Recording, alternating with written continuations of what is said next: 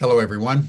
I'm Jim Garrison, and in the spirit of the trees, in the spirit of living nature, with deep gratitude to all our ancestors and generations before us that have brought us to the present moment, I want to welcome you to this session of Humanity Rising as we embark on day 3 of a 5-day program on science and consciousness.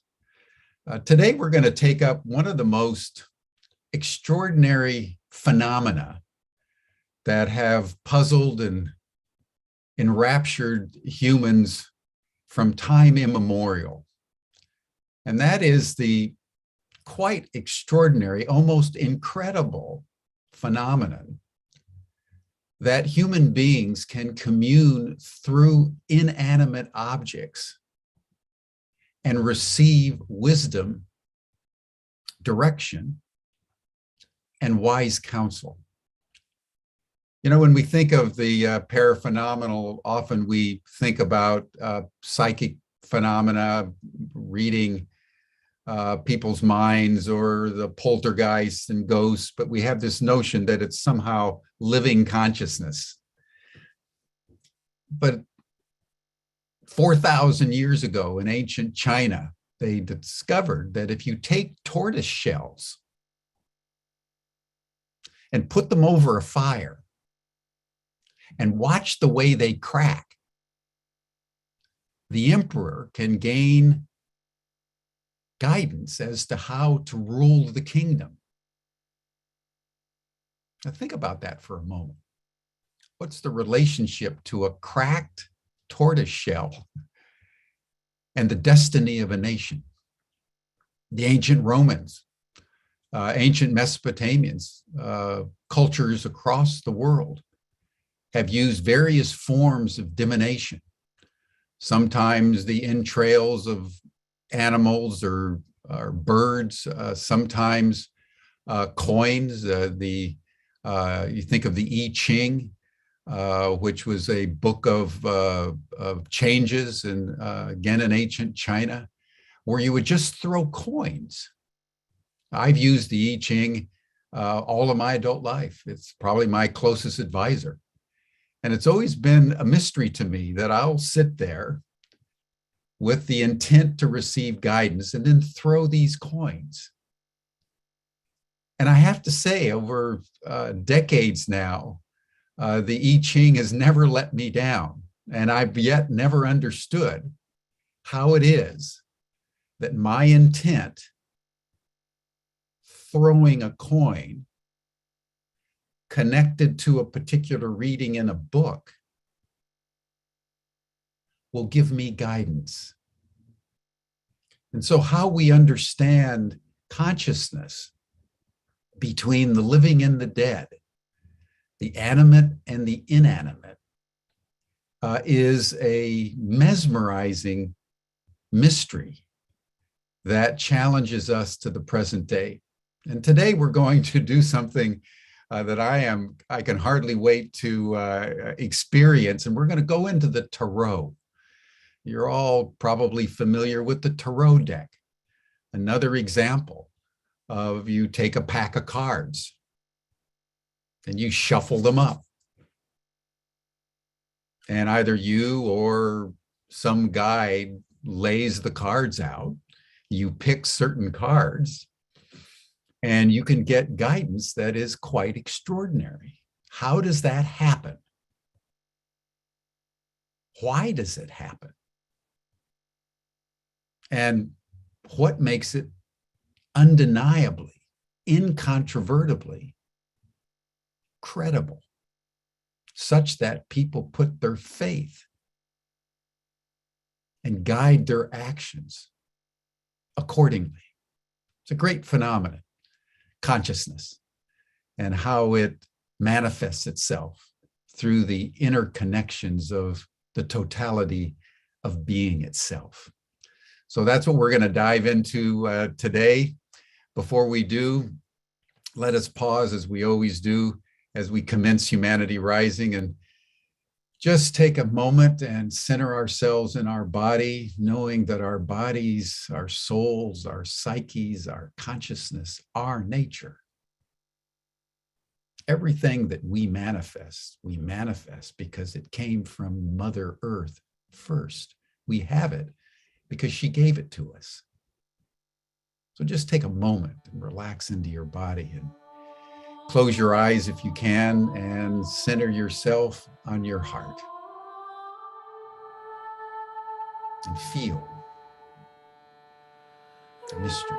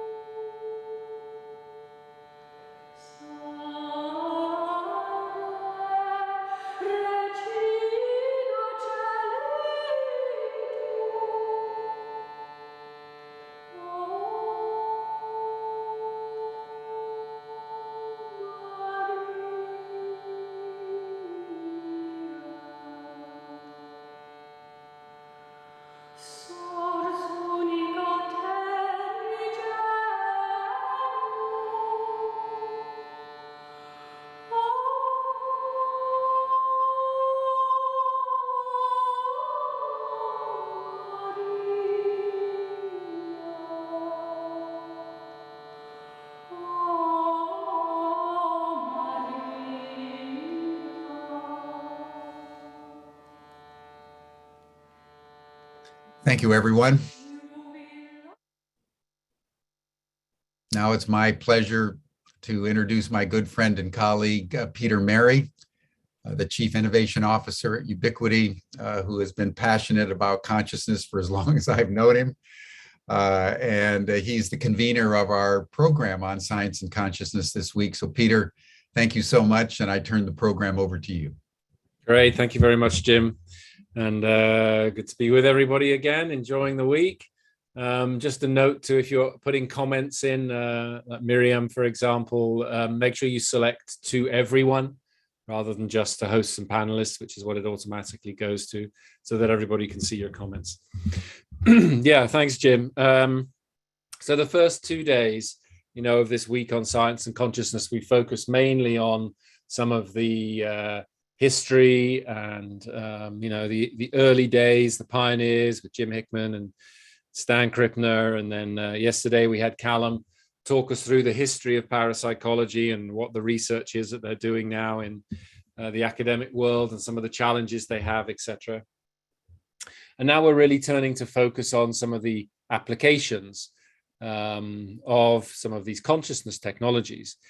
You may remember on the first day, as I was describing the work at the Princeton lab, I was saying that one of the pieces of technology they developed that formed the foundation for a lot of the work they did was the random event generators. So this is essentially a digital coin flipper that does lots of ones and zeros really fast to create a random field, which would be about 50% ones, 50% zeros. The idea being that you can then measure whether things influence that random field. So at Princeton, they were looking at how your individual intention can affect that randomness. They looked at how group alignment and coherence could affect that randomness.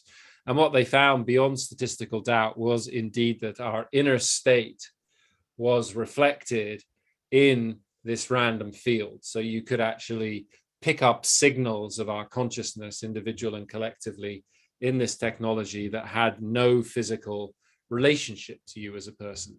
In fact, it could also pick it up outside of both space and time. So it didn't matter where you were on the planet, or you could do it into the future or back to the past, and they were still able to pick up these signals. So when we were preparing for the Science and Consciousness event last year, the first one, and I was talking with David Luke, who was one of the people we'd invited, he mentioned the work of Adam Malone to me. And he said, what Adam has been working on is how you could use a random event generator to, in a way, navigate your way through a virtual tarot experience in virtual reality. So where your inner state would interface with this random event generator, which would influence your choices as you were moving through this VR experience of the tarot. Now, Adam will be able to tell us a lot more about that. But I thought this is definitely really exciting, and lots of people got a chance to go on it at the last Science and Consciousness. Adam is coming again this year. So if you come in end of October, November, you'll get a chance again. Unfortunately, I just ran out of time and I didn't have a chance. So I'm really hoping I can go on it this year. But I thought it'd be really great to hear Adam's story of developing this technology, his experience of using it, and some of the principles behind it and how he understands it works and what the possible implications are. So really welcome to Humanity Rising, Adam. You're able to turn on your video and unmute. There you are with the very psychedelic background, which I'm sure he'll explain to us shortly. But great that you could join us. And I mean, maybe, like we said, a little bit of your kind of story and context would be great. And then feel free to launch in and tell us a bit more about the tarot in VR. If people have questions or comments, feel free to drop them into the chat. And Adam's happy for us to interrupt the flow and bring in any questions we have. So please feel free to do that. Good. Over to you, Adam. Thanks, Peter. It's great to be here. Welcome to everyone. Fantastic to be able to present these ideas and this work to you all. Yeah, it's an honor to be part of some of these projects that Peter is running. You know, Humanity Rising and Science and Consciousness. All these ideas are really key to me and drive a lot of the work and passion that I have in my creativity. Which finds me now working in virtual reality. So this emergent, very interesting, very weird technology that's landing in humanity's lap. And for me, it's a huge question that still needs to be answered. What are we going to do with this, and what's its potential? So this is how I've arrived at marrying tarot into virtual reality, because I feel that tarot has a huge amount to offer this technology, and some of the reasons why we find ourselves, like I said, with it in our hands. Should I present, Peter? Would you like me to run through some of the slides and the brief presentation, or do you want to open with a discussion? Sure, you can do that. I mean, I'm sure people would also love to hear a little bit your story of how you got there, but maybe that's part of your presentation. Yeah, I've included that in the presentation, so I'll show the screen. Here we go. Can everyone see that? Yep, that's showing up now. Fantastic. So again, my name is Adam Malone. On the left there, you have the logo of my company, which is a new company which I set up last year to really focus on creating immersive experiences using this technology. At the moment, I'm really interested in virtual reality. So the logo itself and the name is inspired by not only a divinatory tool, an astrolabe, but it was also used to navigate the earliest seafarers. And the way that they would use that tool would be to align with the stars, essentially. So I love that as a concept, because it was about navigating unknown waters, which is essentially what this technology is being faced with at the moment. This is unknown territory. This is a whole new space for us to navigate. And I'm particularly inspired to use divinatory principles in order to navigate this space. So hence the reason for choosing astrolabe as a symbol. But very briefly, my background and how so what I really want to do is talk about my story and how I arrived at this point. My first degree was in radio, film and television, in which I majored in avant-garde film and video. So I had an emergent interest in the visual arts for sure at that time, and narrative. And when I left university, I actually worked in music and also audiovisual performance up until really the present day. And that also mixed in with being an event director and an event producer. And what's interesting about events is essentially you do curate experiences for people. So this has a sort of certain connotation for what I do now. I curate and I create now experiences. So there's certainly a crossover. 2012, I'd had a long interest in the tarot, but it wasn't until 2012 I actually became a professional tarot reader, where I started to read tarot in the shops in Brighton and London, which was a really, really interesting experience for sure. And in 2015, I started my first MA in myth, cosmology, and the sacred. And that was really inspired by not only my interest in the tarot, but also my interest in shamanism and psychedelics as well. And I felt that at that point in my life, it was very important to formally study these things and bring them into a kind of rigorous academic discipline. And then after that MA, I crazily started a second MA, which actually happened during lockdown. But that was an MA in immersive storytelling, which I'll explain a little about now. So really, that the project that I'm going to talk to you about is called the Tarot Experience VR. And so I really want to explain the journey that I've had in marrying these two sort of fairly what seem on the surface sort of fairly disparate concepts. On the one hand, we have the tarot, a divinatory tool, and on the other hand, we have this very future-led technology. So really, I'm going to explain that hopefully to you now, how I've arrived at this space. But very briefly, I want to explain what immersive technology actually is, because we get we come across these terms: XR, VR, AR, and MR. So they stand for extended reality. And extended reality, XR really is a term that encompasses all of these things. We have the first one, actually, with the image there, I'll speak about, is augmented reality. So that is, you have virtual digital objects that are overlaid on the real world environment. And the way in which we interface with that is via a screen currently. And that's via a phone, via a tablet. There's actually in production, I believe it's actually a consumer market in South Korea, some glasses that will connect to your phone and allow you to view such content via glasses. And that is quite possibly the future of immersive tech, where immersive tech is heading, where we will augment a digital layer on our experience of reality, which sounds fascinating, but for me, obviously, that's going to be huge for nefarious kind of advertising principles. I'm kind of fearful of the idea that our reality will all of a sudden become permeated by a lot of adverts with this tech. As I've said, we have MR, so mixed reality. This gets a bit confusing, but mixed reality is where you essentially have virtual reality goggles on. You can still see the real world, but you interact now with another layer of interaction of digital reality. And of course, we have virtual reality, which is pretty much a complete digital experience.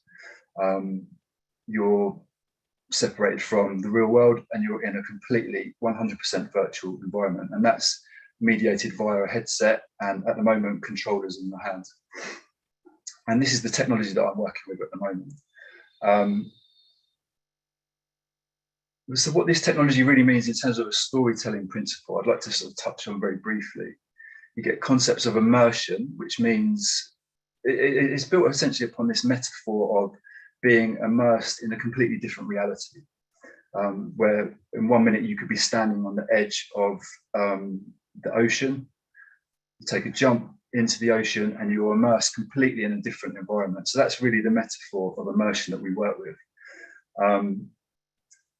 There's this concept of presence, which is once you're in these virtual environments, how do you bring the user to feel more and more that they are actually present there. And there's a whole movement within virtual technology now, which is called haptics, where you'll have physical feedback, and that could be a bodysuit, it could be fingered gloves that sort of give you the sensation of touch. For me, I don't feel like this is necessary. I feel like at the moment, virtual reality as a metaphor, it is enough. But for some reason, there's this goal to push and push more and more presence in these environments. Again, from a storytelling angle, you have an increase in agency, which is essentially the freedom of the user within the space to make choices and feel like they are engaged in the narrative, essentially, and interacting with the story, and that their choices in that space have an outcome. What all of this really represents is a removal of the frame of our storytelling. So previously we had, most previously we've had film and television. What's happened there visually is that that frame is now removed, and we are now inside the visual world of the story. And equally, in a narrative sense, the framing of it, the linear story of the beginning, middle, and end is now pretty much exploded, and the user is asked to be inside that story and also to take part and possibly also to write that story. So there's a huge paradigm shift in storytelling that this technology brings. And again, like I said, for me, virtual reality is really interesting as a metaphor. It feels like very similar to a psychedelic experience. One minute you're here, you put on the virtual reality headset, and potentially you're in another dimension. I feel like there's a huge responsibility for the creators of content for virtual reality. I'm also very aware that essentially what the technology is doing is hacking our perception. It's hacking the way in which our bodies and our brains have developed in order to create perception itself. The technology latches onto our 2 eyes and our 2 ears, and it's because we have 2 eyes and because we have 2 ears, we experience things in a 3-dimensional way. By essentially grabbing onto those, the technology is therefore then able to replicate experience itself.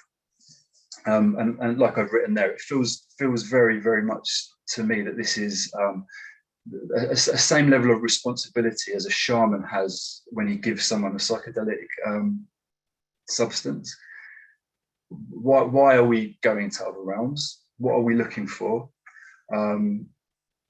And what do we hope to come back with? And so these questions, I feel like, have a crossover with shamanism and psychedelics. So very briefly, I'm sure there's many people here that do know what the tarot is, but I just want to explain briefly that tarot essentially originates from a medieval card game from the 1400s. Sorry, the 1400s. So this is 15th century Europe.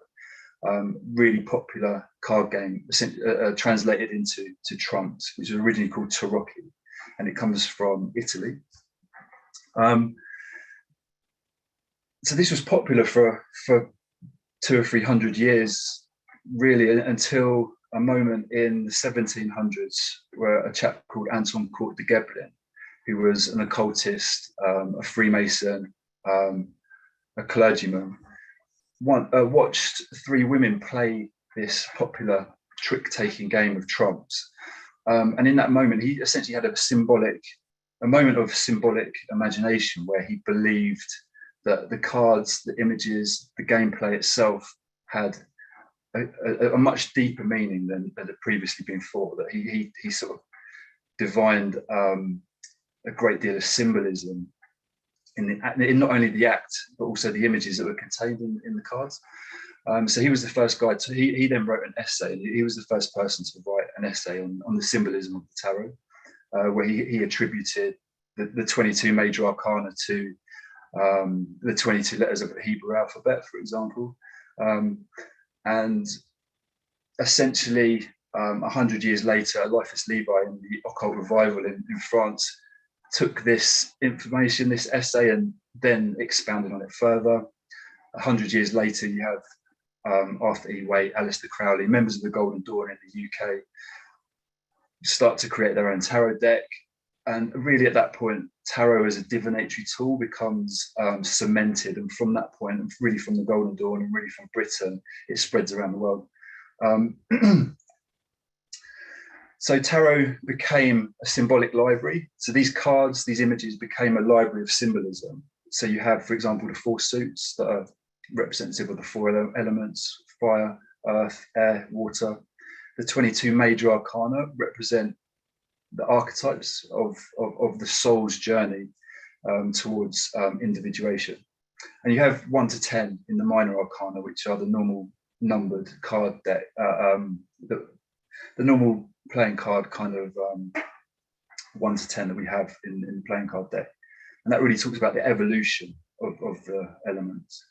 And again, the Royal Court cards for tarot readers represent the alchemy of these embodied elements. So what we really inherited here with the tarot is a universal narrative system that talks about the human condition, and really at its heart the process of individuation and this search for an embodied self. And perhaps most importantly, how it works. It also works because of that form that it has, but really also one of the secondary or the primary function, as all of you guys probably know, is that it's that random moment that all divinatory systems have, that the shuffle represents the truly random moment. So for me, tarot is a true random number generator. The random function is what gives its ability to speak to us and reflect our consciousness, essentially. So tarot therefore becomes a game of synchronicity and meaningful chance that has this potential to speak to us. So for me, tarot is a true random number generator with deep meaning attached to it. Okay, so at this point here, for me, I'm just going to explain how I traversed into this topic. I was an immersive event producer working in London, and I went to a conference at Liverpool John Moores University called Immersive Storytelling Experiences, and it was a fantastic day. So this was about 2019, I believe. Was it 2019? Yeah, 2019. And at this conference, it was a really collection of really important people in the immersive arts sector who were doing brilliant stuff with this technology and storytelling.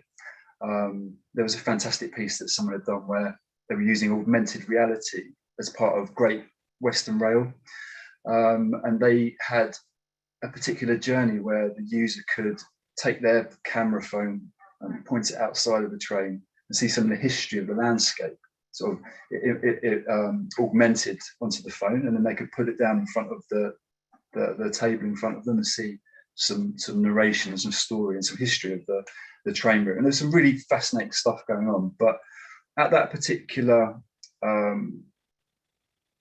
conference, there was a repeated theme that no one really knew how to bring meaningful experiences that could change and adapt to different users as they came into these environments. So it's a question of narrative puzzle solving, really. It was a question that people didn't know how to design an experience that would move and as I said, change and adapt to the multiple users that could potentially enter them. And at that point, I realized that that's exactly what I was doing with the tarot. Every time that I would read the tarot cards for someone, I would essentially say to them, you are the star of your own story, and these cards here now will speak to that part of you, that they will reflect somehow the idea that you are on your own particular journey to work out who you really are. So in that moment, it was a kind of light bulb moment for me, that I felt like tarot had something to offer the immersive art sector. So I changed my dissertation for my MA in myth, cosmology and the sacred, and began to write about this. And that's the title of it there, the dissertation I produced in 2020. So it's the art of transforming the world, which for me, in the tarot, there is a world card, and the world represents the self. And it felt important for me to speak on the idea that tarot in itself is an art form, but it's an art form that talks about transformation of the self and ultimately the world. And so that was the beginnings of me trying to bring tarot into the immersive sector. But when I wrote that piece, I had three key hypotheses that I set up to try and prove. The first one being, as I said, tarot is actually an immersive art experience. And the reason I say that is that I felt that I always felt that I would love to be able to have a complete skeptic come to a tarot reading, and I could back it up and I could say this is the reason why it works. And I felt that if I could speak to someone like Richard Dawkins or that famous magician in the UK who is also a famous skeptic, Darren Brown, that if I could somehow do a tarot card reading to them, I should have enough academic kind of background to say that, you know, this is why it works. And one of the key things for me was that rather than look at this as if it was either true or false, real or fake, if you could treat a tarot experience like it's an art form, like the same as you would treat going to the theatre or going to the cinema, that you don't necessarily ask yourself, is this a real experience or not? You go along with it and you may receive inspiration or it may touch you in a certain way. So it felt like this suspension of disbelief that you have when you go to the arts should also be applied to tarot.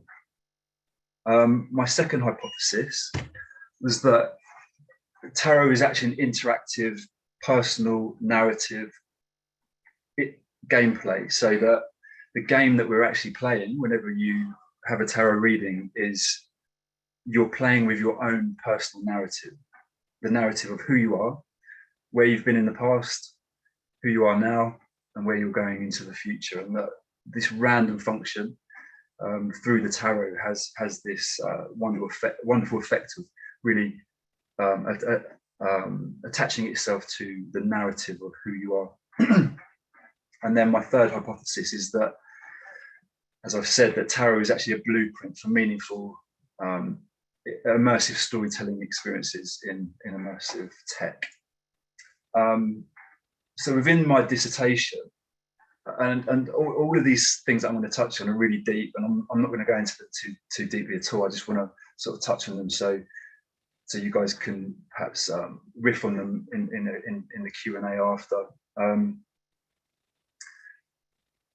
That what I discovered is that human beings have had this relationship with the image for thousands and thousands of years, going all the way back to Plato.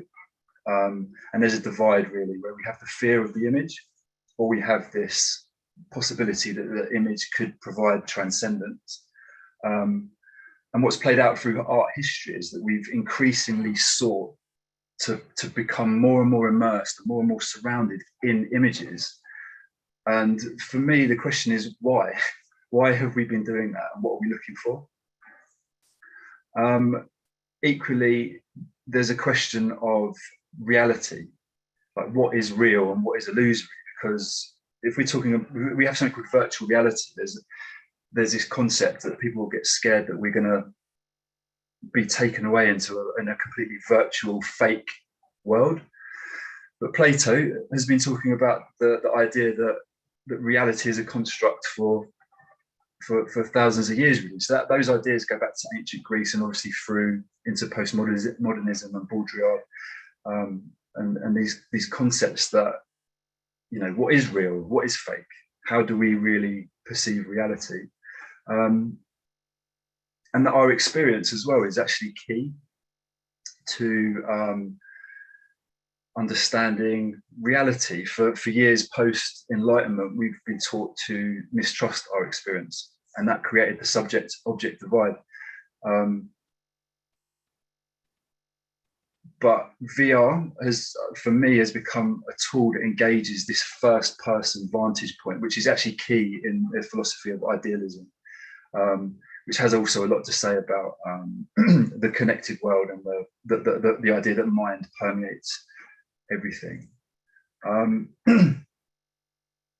What's very fundamental to divination, to tarot, is this idea of that we live in a connected world that was present in pre-Enlightenment thought, and then really brought forward by the Neoplatonists, and this idea that we live in a connected cosmos, and that the cosmology pre-Enlightenment was human beings at the center,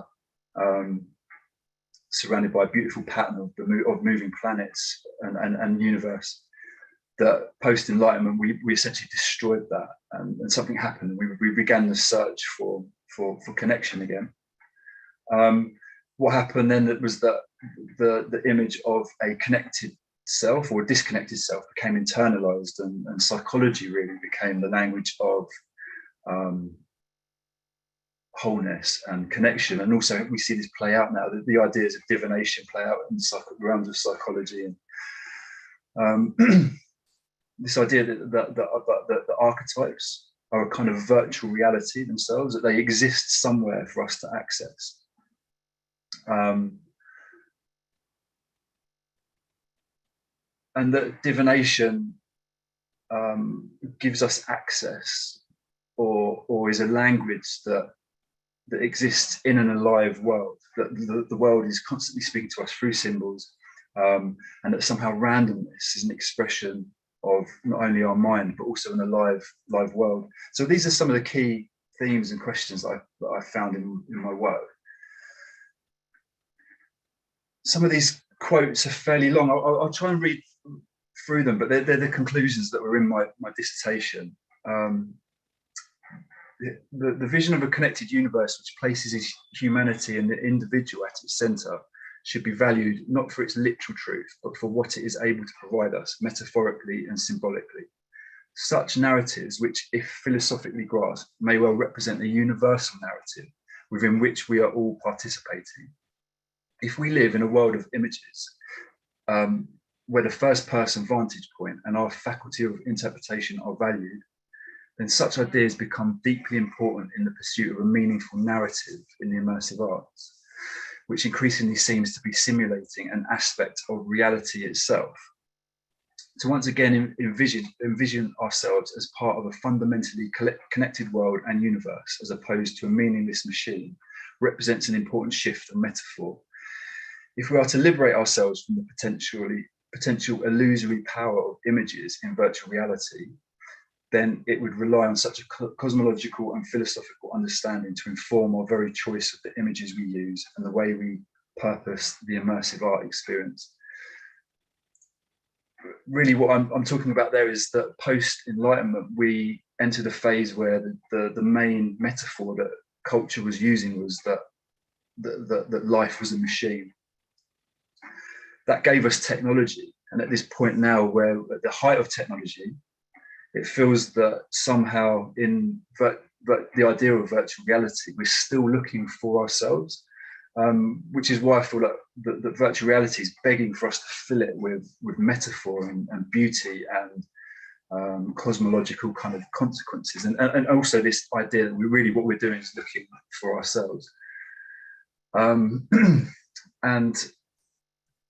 yeah, some more quotes from my conclusions in that paper. Meaning in the immersion of images may well be found due to the metaphorical nature and the need to transcend the cultural split in perception within the immersive arts through a reconnection with the symbolic, and in a manner which encourages an interpretive response as a valued path towards understanding and meaning.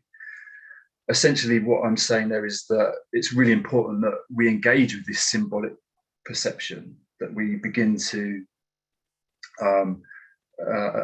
divine what the world is telling us as soon as possible, really, because that perhaps the world does have a message for us, and that this pathway to a separate technology has now sort of hopefully gone full circle. And again, another quote, the art of transforming the world is an art of transforming the metaphors which we use to describe ourselves and life. The key metaphors of the tarot point to such possible changes. The archetypal idea that we are all on a journey to understand who we truly are in the world, as represented by the tarot and supported by Carl Jung's ideas, represent further key narrative frameworks with which to inspire meaningful narrative experiences. I'm going to skip these two and just start speaking really about the work itself that I've done. So the tarot experience was actually a website that I had that was really just about my tarot reading, just real world tarot reading. And the reason why I called it the tarot experience is because within that dissertation, I really pushed the term the tarot experience, because it was really this idea that tarot should be viewed as an experience. But that really fed into the VR itself as well. And the reason why we called it that was because originally I wanted to have the virtual reality experience based on the web. There's something called WebXR, which will become probably more prevalent into the future, where you can plug a virtual reality headset on, and that in the future all web pages themselves will actually become kind of virtual reality experiences. So I really wanted to do that because it felt like that would have a much wider audience. What I found out was that developing for that is still very basic. It's not there yet. And there was lots of hurdles to try and jump through. So the next choice was to develop for the Oculus Quest 2 headset, which is the first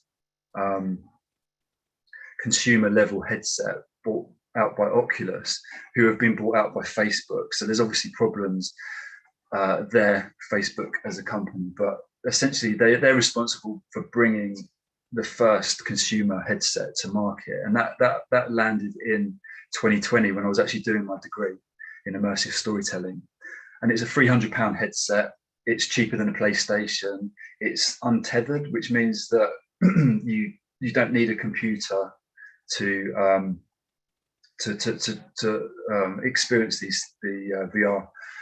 Previously to that, you needed a £1,500 computer. You needed cameras in the room. You needed a £1,500 headset that was tethered to the computer. So really, we're talking about, like I said, the first consumer level headset arriving. So we programmed the experience for that.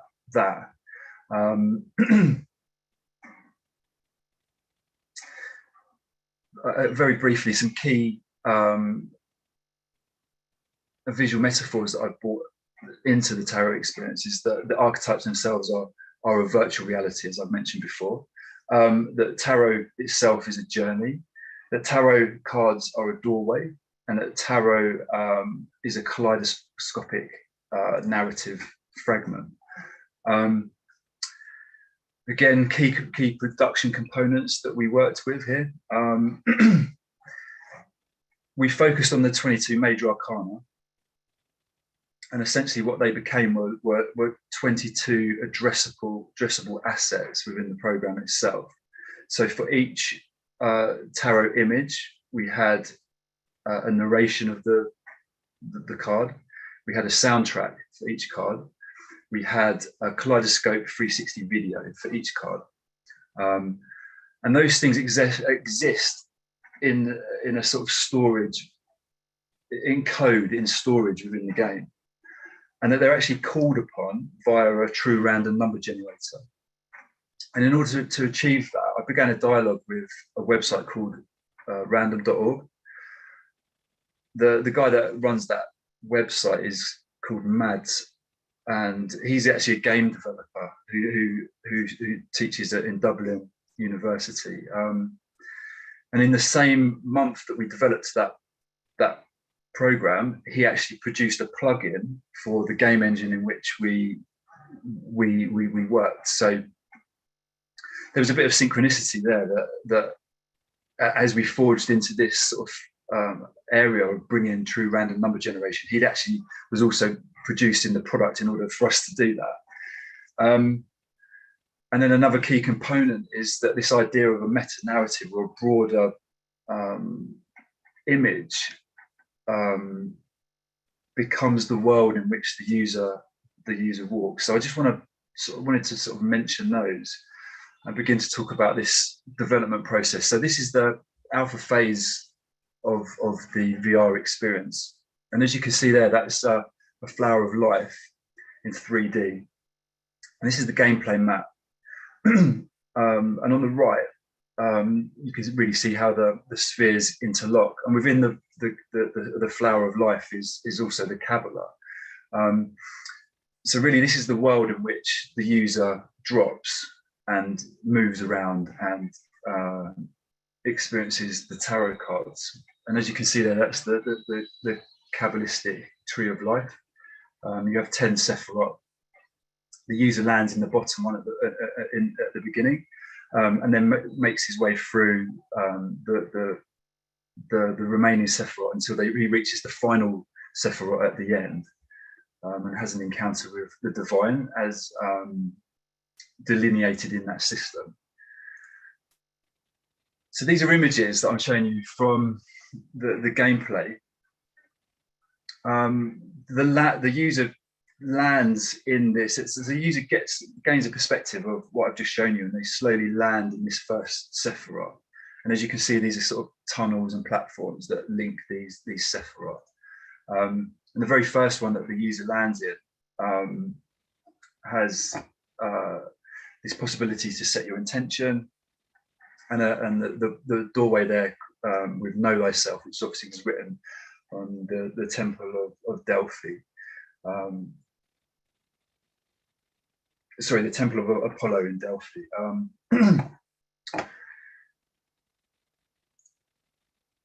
And here we see the user progresses through this portal. Again, more portals. These are really inspired by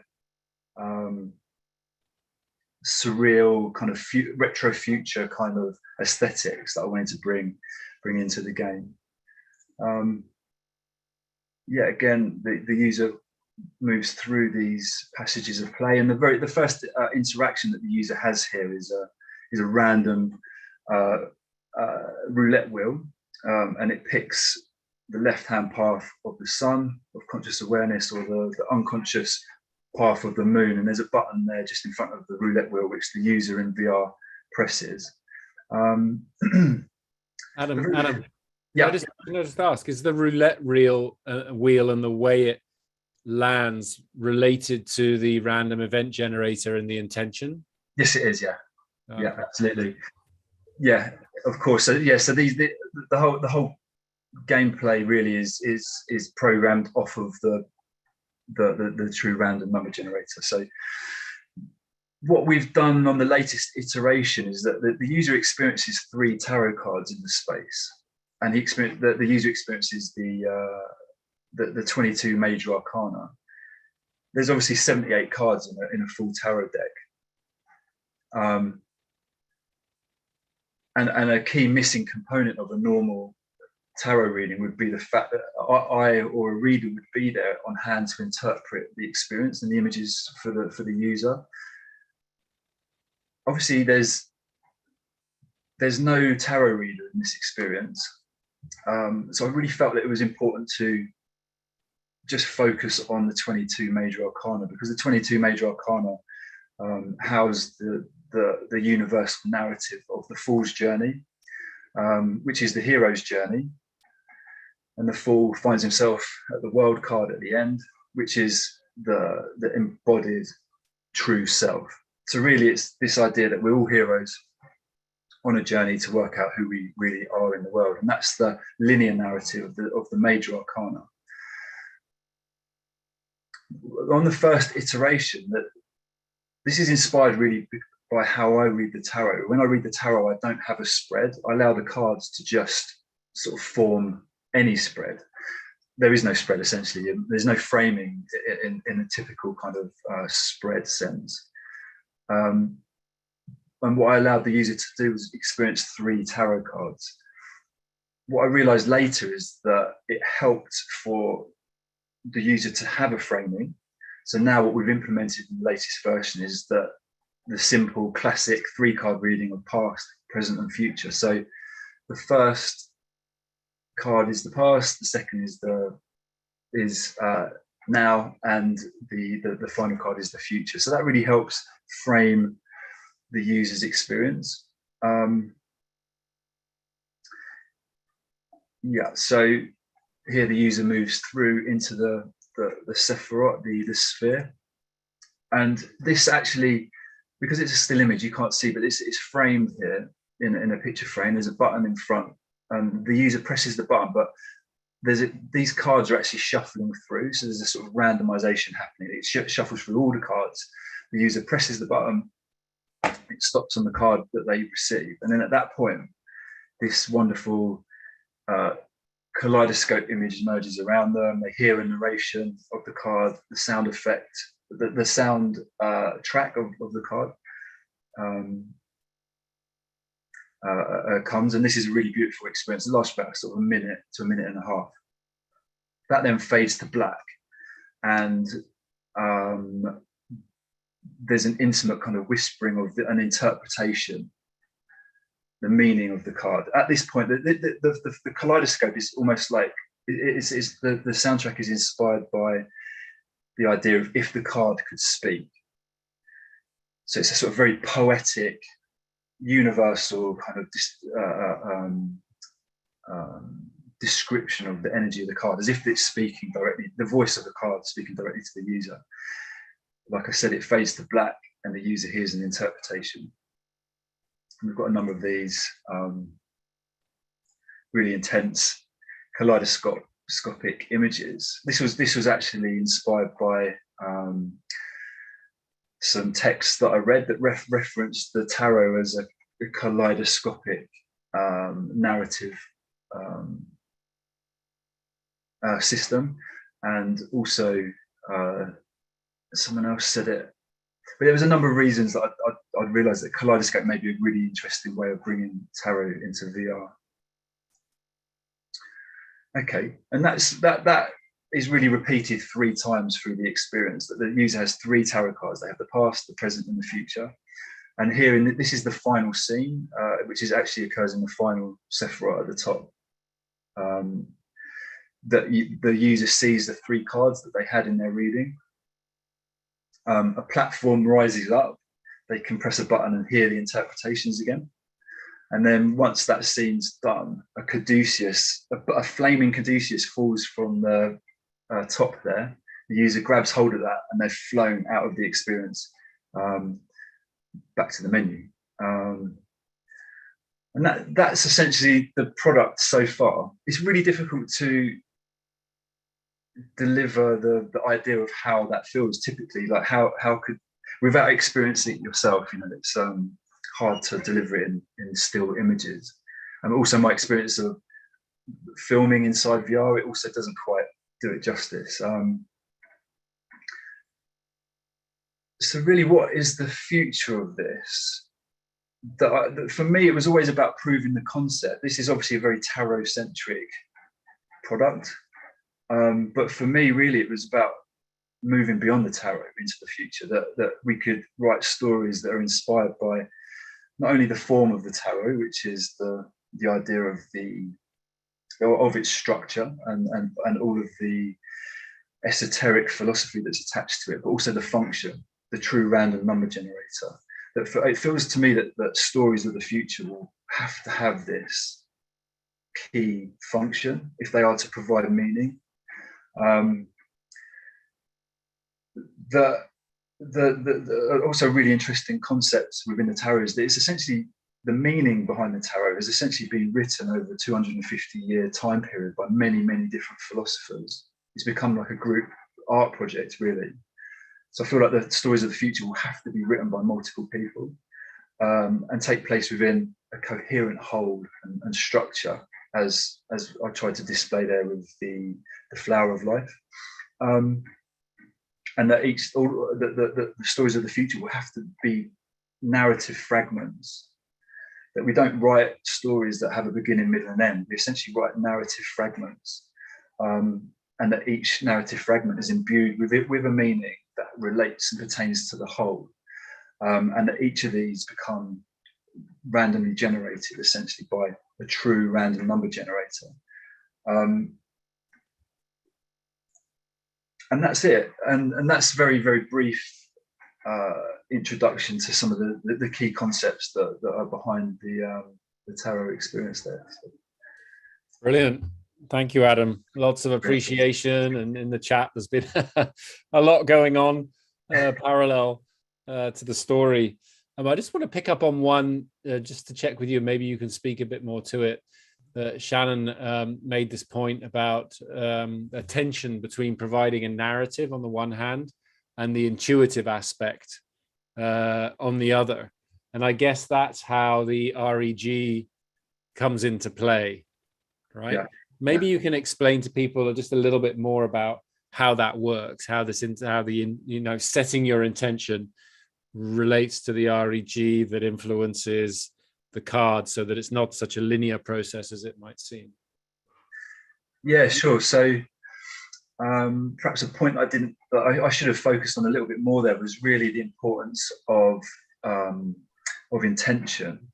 That obviously some really interesting work has been done by Brenda Dunn at the Pear Labs at Princeton University, and equally Roger Nelson in the Global Consciousness Project. That those projects really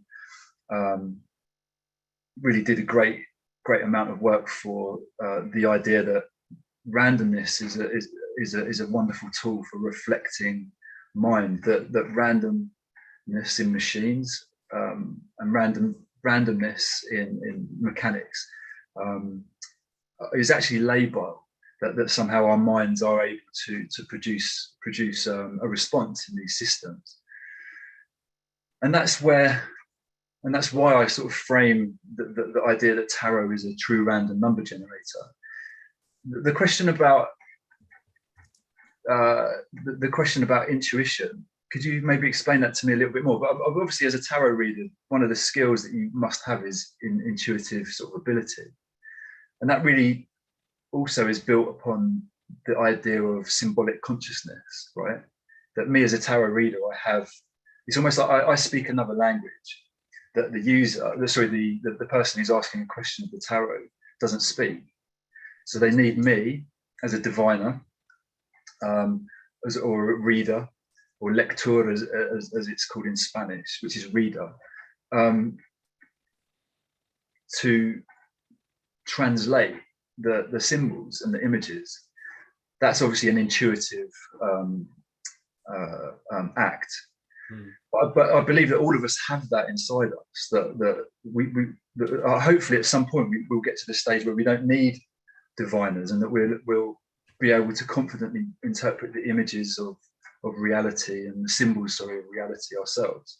And that's, for me, is symptomatic of a growing symbolic consciousness that I feel like this sort of VR could help promote.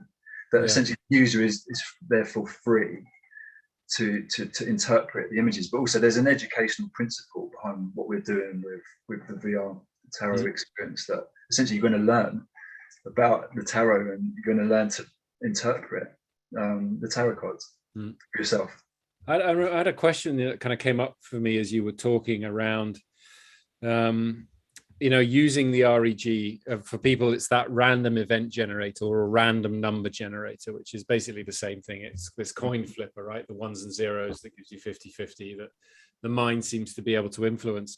Because when you're doing a tarot reading for yourself, I mean, we always say it's important to set the intention, right? And then somehow the cards pop up and the words emerge if you're looking at the book, or you just get the insight through looking at the cards that seem to help you based on the intention that you set, right? And that, we could say, I guess we might explain as being, you upload an intention which influences the information field, let's say, creates a tension with that intention, creates a tension, and in that tension space kind of more information drops in that is helping you to heal the tension, I guess, to make it whole again. Might be how I might explain the kind of the way it might work naturally. So then the question kind of occurred to me, if you were doing this in VR, would you actually need the REG or RNG, or could your conscious intention itself just influence what was ever going to come through it in the same way that it might with the cards. When you say don't use an REG, do you mean assign a different form of random function, or do you mean I have no random function? Like if we assume that, set attention? because what is it that influences the cards, right? When you're doing it just with physical cards, right? It's something about creating an intention that creates a tension in the information field between something you're wanting to know, which then I would suggest kind of influences what manifests next in a way to attempt to help you to make whole that tension, let's say, and therefore find an insight to it. So if you were doing the same thing, but without the REG technology in the VR experience, wouldn't it just have the same effect as it does with the cards, if you see what I mean? That is a good question. I mean, I've spoken about this with David Luke. Look, there's a difference, right? Isn't there? When you're talking about randomness within a computer function, it's pseudo-random because the computer is programmed to make it look random. So therefore, it's predictable. Therefore, it's not actually random. And that blew my mind when I really started to think about that. I was like, how can a computer do something random? It's logically programmed to follow a path. So really what you do when you bring in true random is, or sorry, I don't know, there's people sort of saying in the chat about REG. I for some reason I call it TRNG, but it's the same. That what we're really essentially doing conceptually, and for me this is really important, is that we're tethering the computer to a natural signal. That the natural signal is providing the truly random choice. In the process of what we're doing here with random.org, they take a signal from a static feedback, I believe, in the atmosphere that generates a series of bytes, basically translating into computer language. And what we do with that series of bytes, it is divide it into 22 for 22 major arcana, and that we pick one in a moment. It's constantly feeding a signal, and we're constantly separating it into 22, and we just take one. And that's kind of how it works. But it's a natural signal that's beyond the logic of the computer. In terms of setting an intention, I've tried with my tarot readings. I've gone from having kind of ritualized build-ups and routines and everything to my pre-tarot readings, and kind of getting users to shuffle cards in a certain way, to then going, what if I throw all of that out and just do none of that? And it all still works. So there's an interesting idea there that again, what I touched on with David Luke, surely a pseudo-random, maybe our minds do affect that. Maybe our minds do penetrate the logic of the computer. I don't know. It's a question for parapsychologists, I think, and it's still a question in all of that research, really.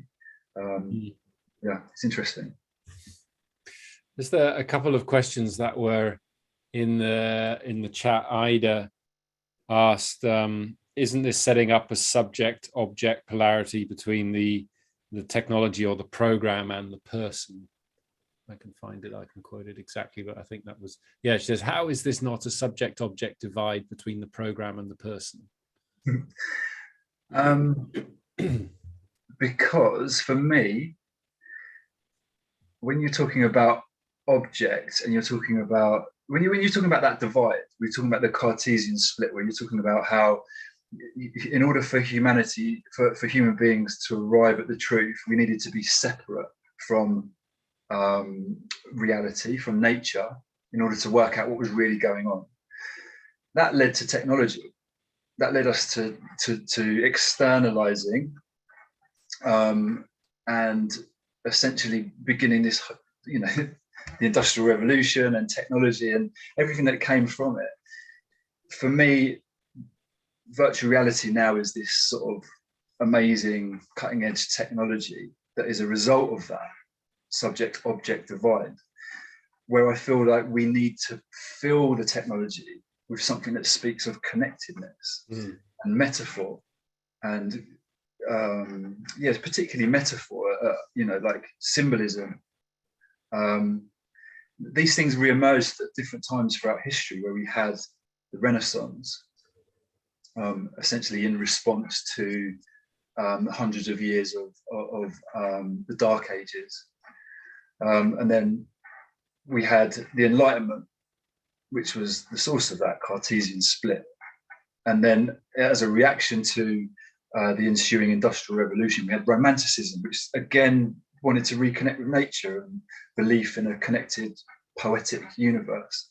And we've really had that wave of movement between a more complete vision of who we are and then a more divided vision of who we are. And we constantly fluctuate between the two. So for me, there's a bit of bridging that needs to be done in order for us not to fall foul of illusory image worlds, because at the moment a lot of what's driving virtual reality is stuff like zombie games. Okay?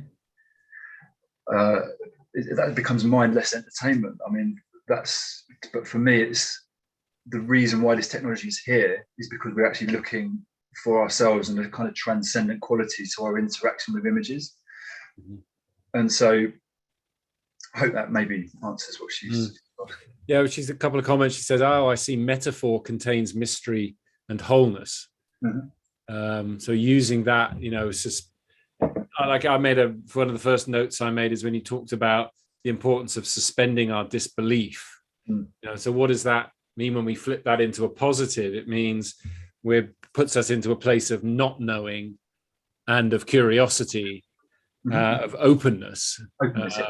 And from a kind of quantum physics perspective, it means we're not yet collapsing the wave function. We're holding the wave of uncertainty and not knowing open. And it's precisely in that space that our system is open to receiving information and insight. Whereas the moment it's collapsed into a particular way of looking at the world, where we're looking at the separation, the either-ors between things, then we know. And then there's no space for something else to drop in.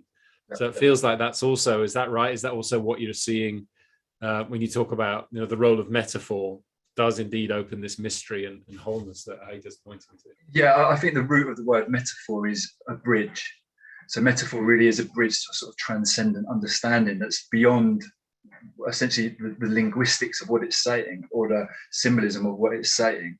It points to something beyond itself. And that's really the root of symbolism as well, that symbols aren't just a sign that point to an action. Symbols point to something more beyond them, and that's metaphor. Is also that metaphor is a way to understand something deeper than what it's actually saying. Yeah.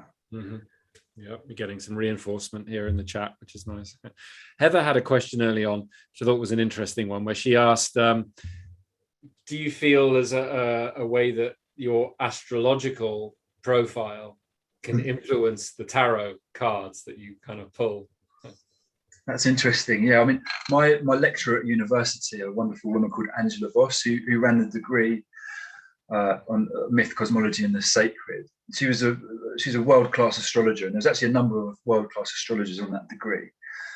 And when I wrote my dissertation, and I talked about the tarot as an immersive sort of art form and storytelling device, she said, "What about astrology? Surely this can work for astrology." And it's kind of different really with astrology, because there's sort of a predetermined funnel to the whole experience. But I think it's a really interesting thing to explore that at some point I possibly will. That imagine, at the beginning of a game, you enter your birth details in, the resulting kind of experience is relevant to that. And that'd be a wonderful way to sort of create meaning and interaction in immersive art forms, because essentially it's addressing, again, the individual, and it's built on a system that does speak to you as a unique soul, a unique being. And so I think that's really exciting, and that's why I think the divinatory arts are really exciting for it, the immersive art sector. The immersive art sector as an industry pretty much think I'm crazy, right? That this doesn't make any sense. That, like, if you're going to use random, why not use, what's the point? Just use normal random. And the idea of divination and stuff like that is a little bit left field still for the industry. But like I said, I feel like all of these things are answering some deep, important questions that they haven't answered yet. So yeah.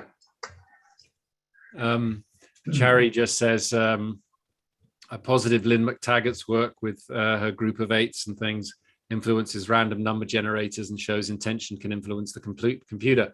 Well, yeah, I mean, Cherry, that's what the Princeton work demonstrated over 28 years, that indeed when you get a group that is coherent behind a shared purpose, it influences the randomness far more significantly than an individual on their own.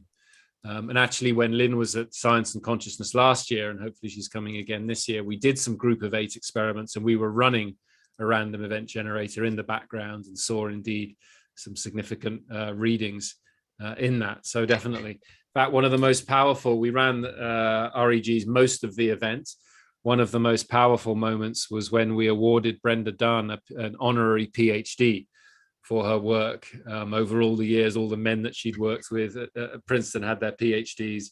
She never got a PhD, so we felt it was time that she got one. And it went off the charts with the random number generator. Of course, there was a big emotional response in the room as well that feeds that. But yeah, definitely, that's the fun of like doing these events, is that you can, walk your talk, as it were, and you run the random technology in the background, and then you notice which events during the day seem to trigger the biggest effect in the field. So one of the things I wanted to ask Adam is how, obviously you've been testing this for a little while now and had I guess up till now hundreds maybe people go through this, is what's been the experience and what's been the feedback you've been getting for people as they go through it? What's interesting about the feedback, I'm having great feedback, actually. It's really inspiring. And I have to say that up until I brought the experience to Science and Consciousness, I was really struggling to process what is the point of my work, because it's very insular, it's very singular, it's happening between 2 or 3 people. And because it's an experience, it's not like I can publish this on the internet and say, hey, give me some feedback, put it on Facebook or Instagram. And there's sort of necessary feedback. And it wasn't until Science and Consciousness that I began to get that. And we put about 30 people through at the conference, and it was wonderful. There's a range of feedback, ranging from people that are completely blown away, that have a very, very profound experience. Brenda was one of them. And there was a number of people that came to the experience, and then people not so. And I think there's reasons for both, that you can either be a believer in the tarot or not, and there's a scale of belief with regards to the tarot. There's also a really important scale of your experience in virtual reality, because it's quite an overwhelming experience to go into virtual reality for the first time, because there's a clunkiness maybe of like, how do I navigate? Like, what am I looking at? What do I need to do? And that can sometimes distract people from connecting with the core of the experience. And then a really interesting character profile that I've been chatting about again with David Luke. And interestingly, one of David Luke's students on the psychology degree at Greenwich actually wrote a dissertation on the tarot experience. And he tested for a psychological trait called absorption. Absorption means if you watch a film, you'll be completely in it, and you'll be very, you'll feel sick, you'll feel happy, you'll feel joy, you'll feel sad. It's a really interesting psychological trait that when I found out about, I felt like, well, that's immersion. Surely it's exactly the same. That you have an immersive character, but therefore, if you go into VR, you're going to be completely immersed. So we tested for that young lad Jake, who did that, who just got a first actually for it, but he tested for absorption. I can't remember what else. So we're hoping that we could publish that as a study. We're going to also do more studies, and so there's a lot of reasons and variations in someone's character as to why they may find find it meaningful or not. My dad, who's an engineer, staunch engineer, he was kind of nonplussed by the time he came out of it. But interestingly, over the next week or two, he started to send me loads of ideas. It had a profound effect. And I think virtual reality itself as an experience does have a profound effect on people. It can permeate your dreams. I remember the first time that I tried VR, I was dreaming very vividly that night, which I think feels like, to me, points to the reason why we should be very careful about what we do with someone's perception when it's in your hands, because it's like, it's a big responsibility. And I feel like it's that we should sort of have a duty of care to the users. Yeah. Mm. And what are your plans for the future with it? Kind of next steps.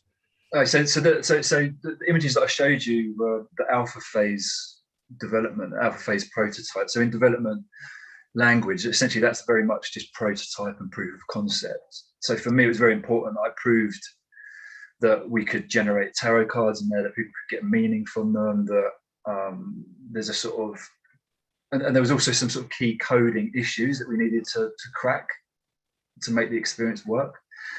The phase of it, the beta phase of it, which will be the next phase, which starts to bring it essentially to market, that what I would really like is for this thing to be published on the Oculus Quest store. And there's a process for us to go through in order to get that sort of tick in order to be there. And it may take a year, but the next phase of development, the beta phase, will be me increasing the production team, because at the moment there's only 2 or 3 of us. That we will broaden the team out. We'll seek more investment.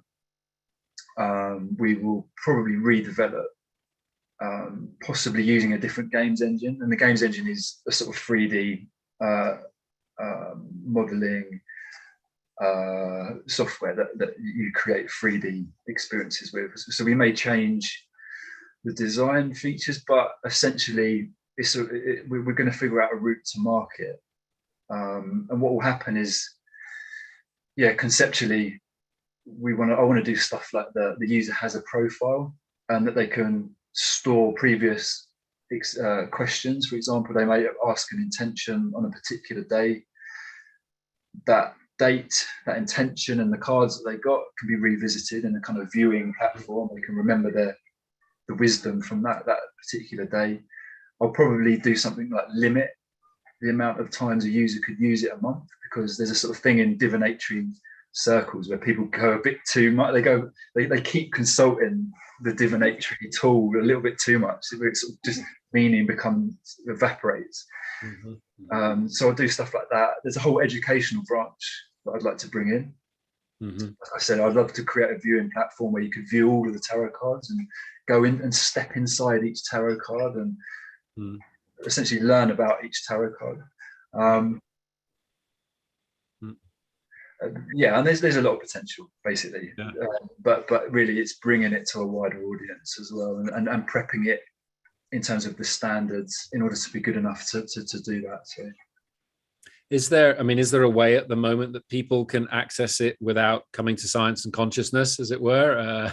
It's not on any of the app stores, I guess, the VR app stores yet? No, not yet. But when it's at beta phase development, which will happen in the next sort of 3 months, we will platform it on something called the App Lab, which is the sort of second tier to being on the Oculus store. So there's a second tier for developers. It's called the App Lab, and at that point you sort of land in the community and you get different people to experience it, and that's also sort of developmental, so it's still not finished or polished, and as a product on the store, but that you make a small purchase. There may be a questionnaire attached to it, so we keep the feedback loop for development. So I expect that to happen in the next 3-4 months, hopefully. Okay, cool. Yeah. Cool. Well, let us know, and we'll make sure we get a post about it up on the Ubiverse, sure. Which is the kind of social platform which this is run off. Okay, lots of questions coming in, but just I thought it was an interesting one from Judy. Said, do you use the I Ching, Adam? If one keeps consulting it, one gets an answer indicating that one is being stupid. So maybe you should build in, like, if somebody does it for the X amount of time, they get a kind of interesting bit of feedback. Let's put it. That's a nice idea. Yeah, I don't use the I Ching. Obviously, Carl Jung used it.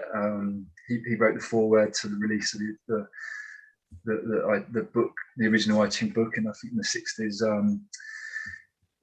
I'm really interested in divination. There's a number of divinatory tools that I'd like to experience. I'm really interested in runes.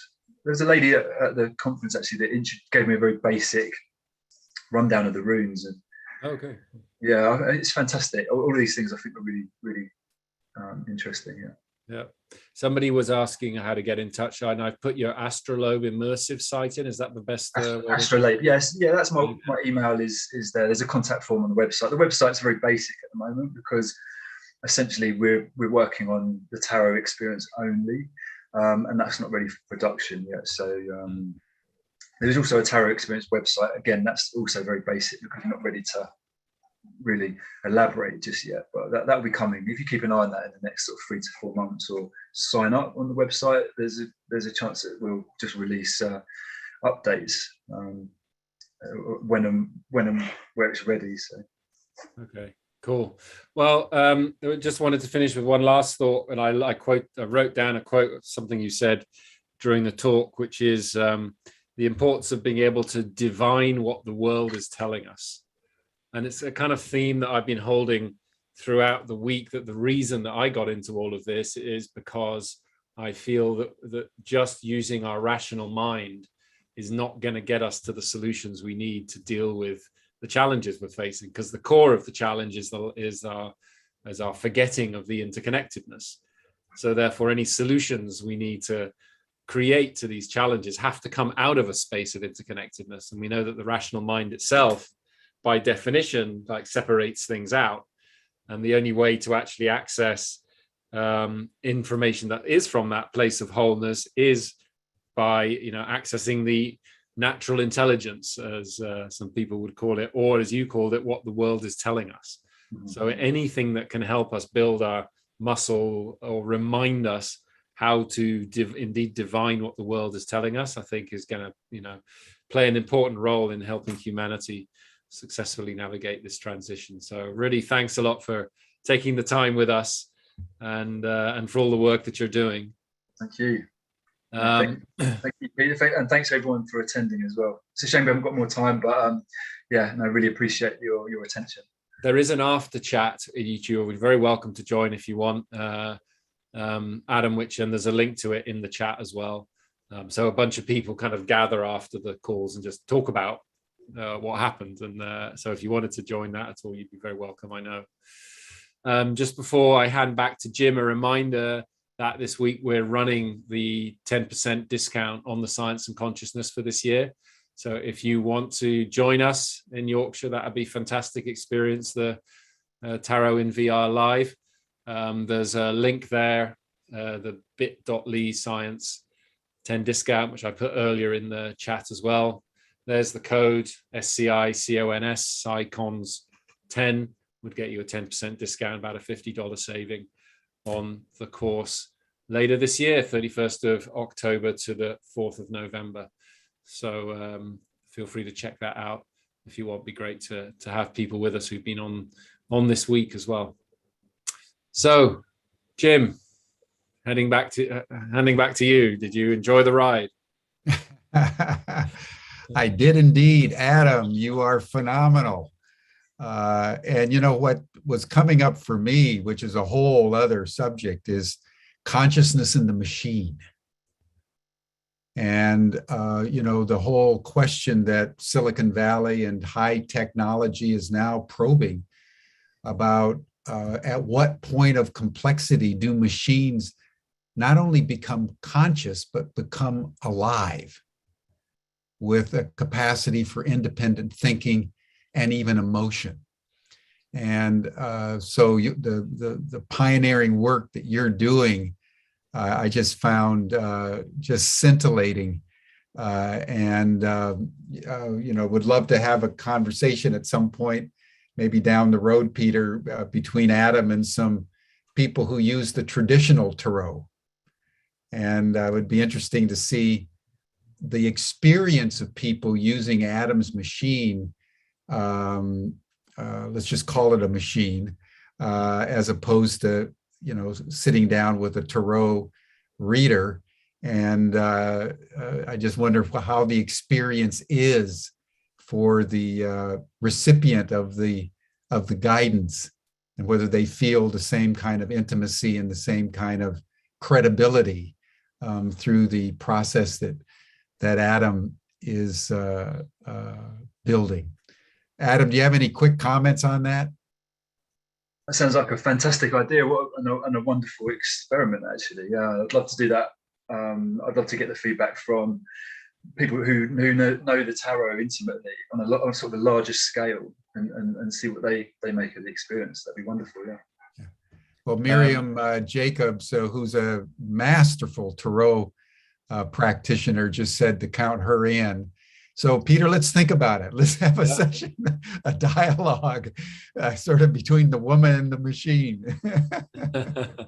Yeah, that'll be fun. So maybe once you've got it out in the app lab, Adam, that'll be a cool thing to try.